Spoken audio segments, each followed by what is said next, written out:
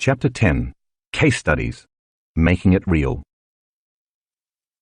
In the case studies that follow, you'll be introduced to people just like you who took time out of their busy lives to create a new future. Every day they define themselves by a vision of this future instead of by the memories of their past. You could say they were more in love with their future than they were with their past. The act of doing the work daily and turning the practices in the last 3 chapters into a skill led them to become more supernatural. Pay attention to how simple they made it. Tim gets the key to his future. At an advanced workshop in Seattle, which typically coincides with Halloween, we ask our students to dress up as their future selves on the first night. Tim dressed up as a supernatural Swami. He'd always wanted to be a Swami, subscribed to the lifestyle, and at a young age had left his hometown in Connecticut to study in an ashram. At the start of the event, participants also received a gift from our company, a key to symbolize unlocking the potential of each participant's future self. Tim had attended several advanced level workshops in the past. The first time he made a mind movie, he inserted a picture of gold and silver coins in one of his scenes. For years, he had been trying to surrender the emotion of fear, but at a certain point he realized that behind the fear was unworthiness. So for Tim, the coins were a symbol of worthiness. Everybody wants wealth, he told me, but because I was on the spiritual path into yoga and everything else that goes with it, I had the mentality that I had to be poor and embrace poverty to truly walk the talk.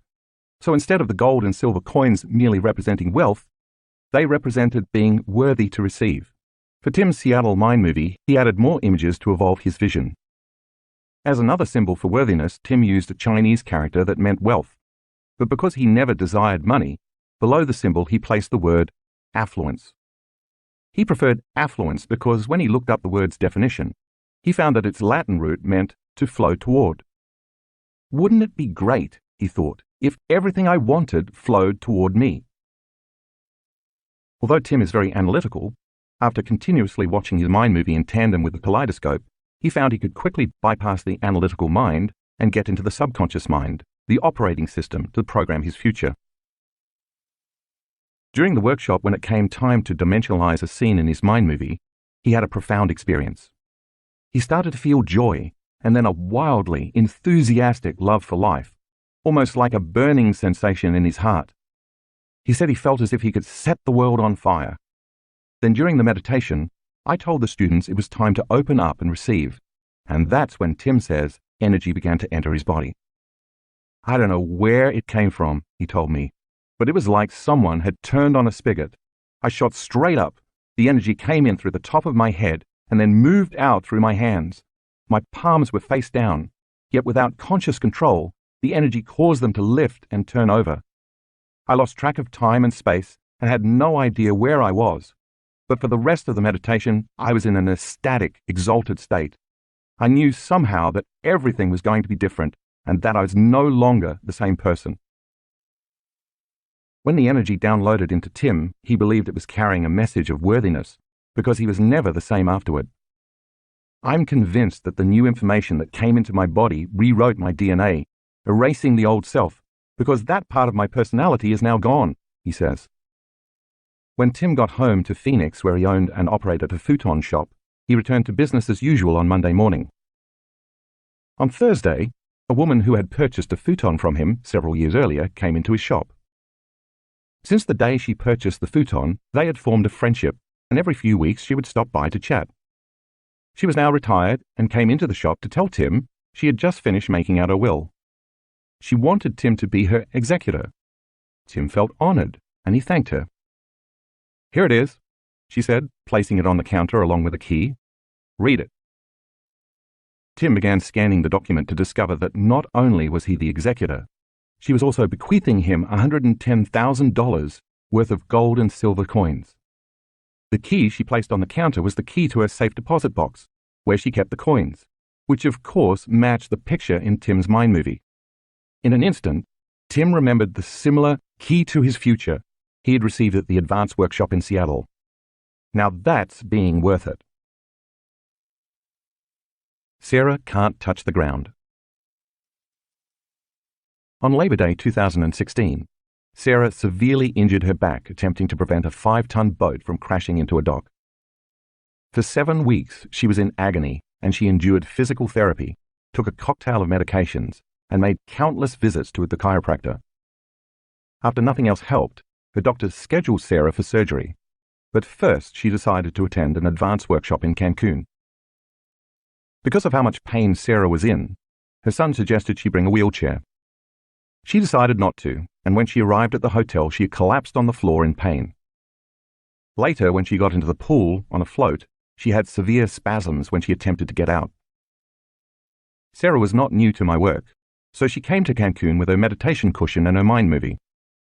In her mind movie, she was healthy, strong, and able to run again. She could play basketball with her son and lacrosse with her daughter. Every time Sarah saw herself in the scene performing aerial yoga, she embraced the joy she knew she would feel if she could actually do it, and when she heard the song from her mind movie, her energy rose. During the first few days, when she was tightening her core muscles and drawing energy up her spine with the breathing technique, she felt her sciatic nerve pulsating. It was as if a warm electric current was traveling up the nerve. At the same time, she had the intention that the energy was a healing light ascending her spinal column. On the third day, she started her morning by searching the internet until she found an image of a woman doing aerial yoga. She carried that image in her mind all day. That afternoon, our students were working with the kaleidoscope in their mind movies. After they unfolded into the quantum field, I then asked them to dimensionalize a scene from their mind movie. When the meditation was finished, I instructed them to lie down on the floor. But as Sarah told me later, she couldn't find the floor. She kept reaching lower and lower, searching for it, but it was no longer there. The next thing she knew, she was in another dimension, having a full-on, IMAX-like sensory experience, but without her senses. She was living a future scene of her mind movie. Enough circuits in her brain had turned on to make her internal experience as real as any external experience she had ever had. She was not visualizing this scene, she was in it, living it. I realized I was in another reality, a different time and space. I was in my future, she explained, and I was actually performing aerial yoga. I was hanging upside down, and the floor wasn't there. I kept reaching for it, but I was just swinging upside down from this beautiful red silk scarf. I felt freedom from my pain. I was swinging freely in space. Eventually she did lie down, with tears of joy flowing down her cheeks. When she came out of that meditation, all of her pain was gone. I knew I was healed, she said. I was in awe of the power of my mind, and I felt tremendous gratitude. I continue to manifest things from my mind movie. In fact, my mind movie can't even keep up with my life.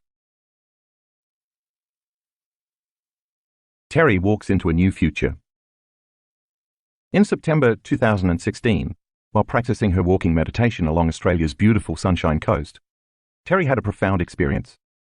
Toward the end of her meditation, when she stopped for the final part, she was feeling connected, uplifted, and expansive.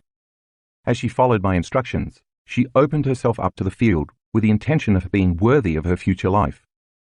With no warning, she felt an electric charge enter her body through the crown of her head, where it continued to flow down into her heart. As the energy coursed through the rest of her body, surging through her thighs and down into her feet, her legs began shaking uncontrollably. The only way I can describe it is that there was an intense shaking from the inside, she told me. But it was a voltage of energy that my body had never experienced. I thought I was going to fall over. It was at that point I lost all conscious control over my lower body.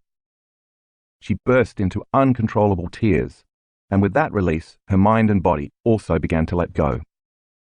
Time appeared to stand still. Terry understood that her body was surrendering a lifetime of past unresolved emotions.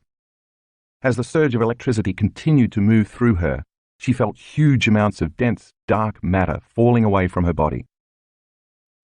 I believe this matter was trauma, not only from my lifetime, but also past lifetimes, she remembered.